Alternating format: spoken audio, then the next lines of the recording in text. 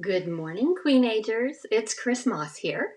Welcome to the And Now What community, where we embrace and celebrate our season change. If you've ever experienced a moment when you couldn't go back, but going forward seemed a little scary, then you are in the right place. You might have even asked yourself, and now what? Well, here in this community, we use the 5 P's of season change: purpose, place, pastime, project, and physical activity. It helps us navigate our season change with purpose and panache instead of depression, isolation, and loneliness. Your place, this is our last week of place this month, is very important. A good place or cause distracts you from worrying about your young adult. In this stage of their lives, they're not looking for a mom, they're looking for a mentor. And so what if you learn to be a mentor and then could be a mom-tor for your own kids? Does that sound attractive? Well, I did a little survey a couple months back on what young adults are looking for in a mentor. And the results were surprising. Not a single, well, I want to put it a different way. Not only were the results surprising, but what wasn't there was surprising. What wasn't there is expertise, which is what all of us think everyone is looking for from us, is expertise. But these are the top answers I got: relatable, available, authentic, understanding, inspiring, encouraging, and here's the kickers: holds me accountable and advocates for me. Well, if we look closely at the list, it's really obvious that they're all values that could be summed up with love and trust. What your kids are really looking for right now is love and trust. But where do they go when they have a problem? What is their first line of defense?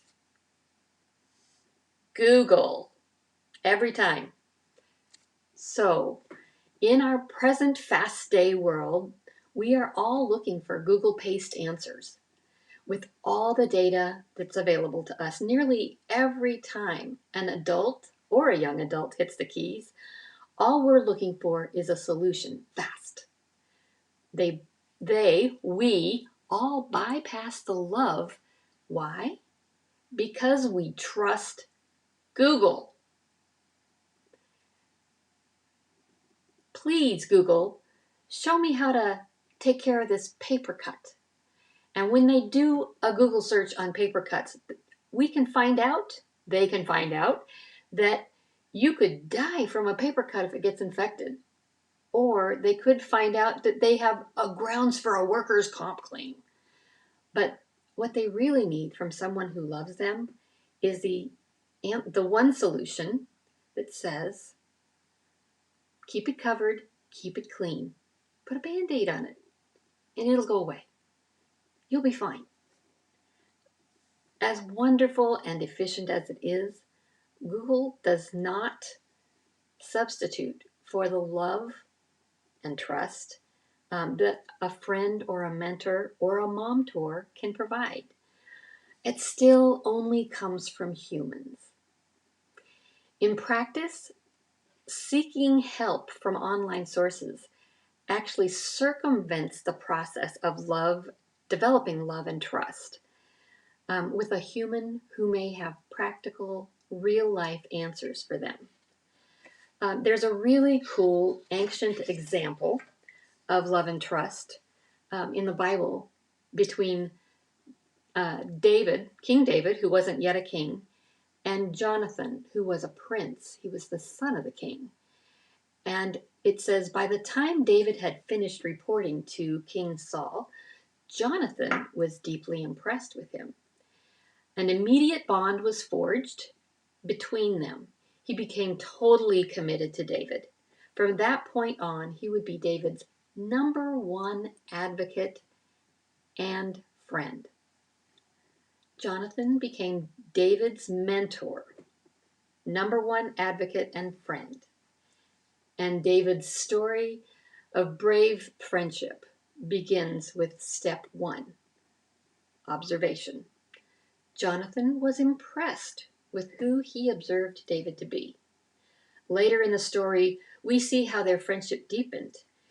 And while your young adult is observing a potential mentor or Mom-tor or friend, they look for the first three traits. Let's put those up, the traits that they are actually looking for. Let's see.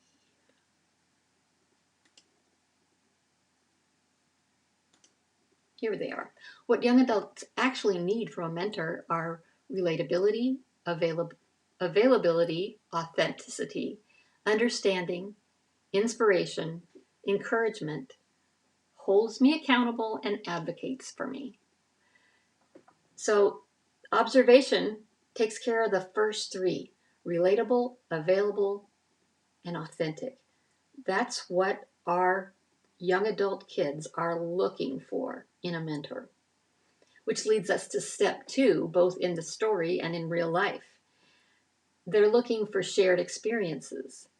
The story of David and Jonathan goes on to reveal treachery and wars and insane loyalties. In our world, we might share simple conversation over coffee. There's no wars or treachery. But we might hear those stories of wars and treachery in the life of a young adult, or something that they perceive to be as dangerous as a war. This environment provides an understanding where the next traits bloom. They're looking for understanding, inspiration, and encouragement.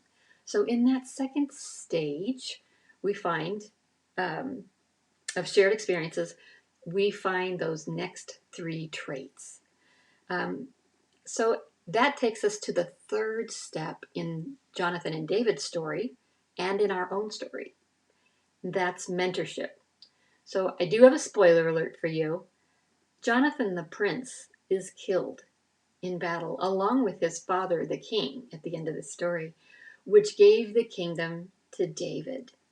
And the rest is history, as they say. It was only with Jonathan's mentorship and loyalty that this happened. So the next step for your young adult is follow-up, more time together, or just hanging out. And that's where the last two traits on my informal survey happen. I'm going to go that way. Encouragement, holds me accountable, and advocates for me. So who might be in step one right now? Someone, perhaps even your own child, may be observing you, or you may be observing someone with potential for a mentor-mentee relationship. You don't have to be an expert. Nowhere on this list, I can't point the right direction because it's backwards to me. Nowhere on this list does it say they're looking for expertise. Nowhere. They are assuming that you already have expertise because they've been observing you.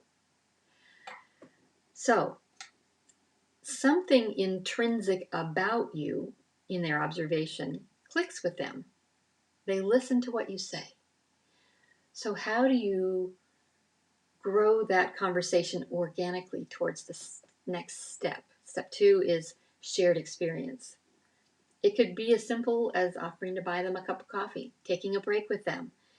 In that setting, you can inspire, encourage, and understand them better. And the next thing you know, you are in an ongoing mentor relationship or Mom-tor relationship with your own child. If you don't have a place yet and you think you might like to reach out and make yourself available to a young adult somewhere, whether it's your own or someone else's, check out my newest freebie. It's called Become a Mom-tor. It's really, really simple. It's a 6-page resource. It's got Ask Better Questions, a guide to asking better questions, 6 top tips for being a better listener, and a list of 20 resources that I've actually used over the years, mentoring my own kids and mentoring the moms that I come in contact with.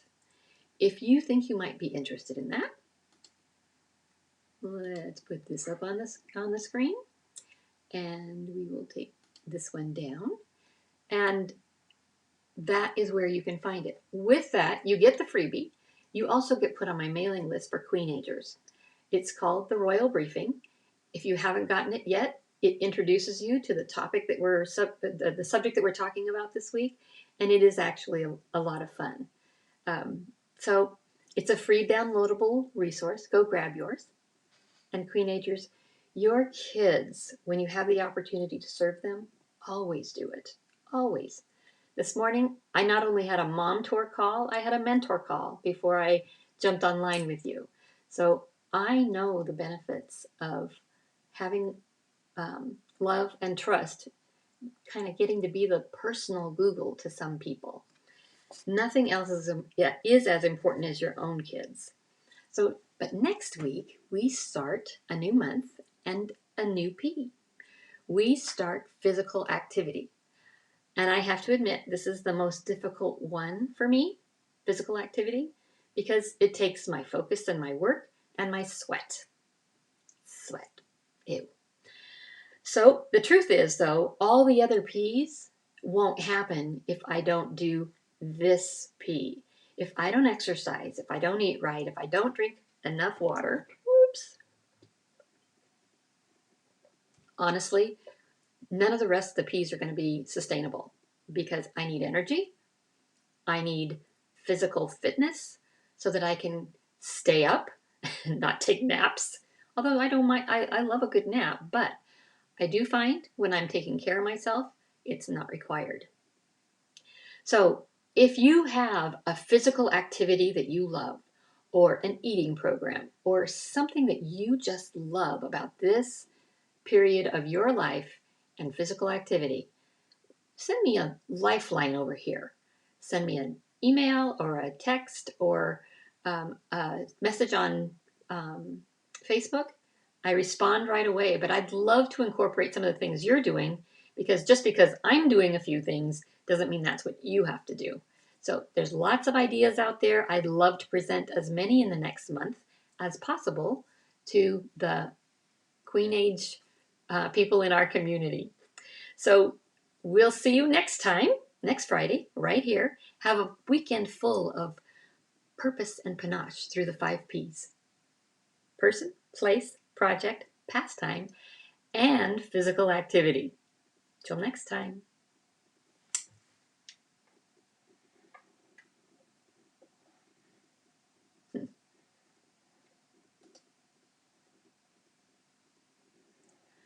Gotta end this thing. Can't figure it out.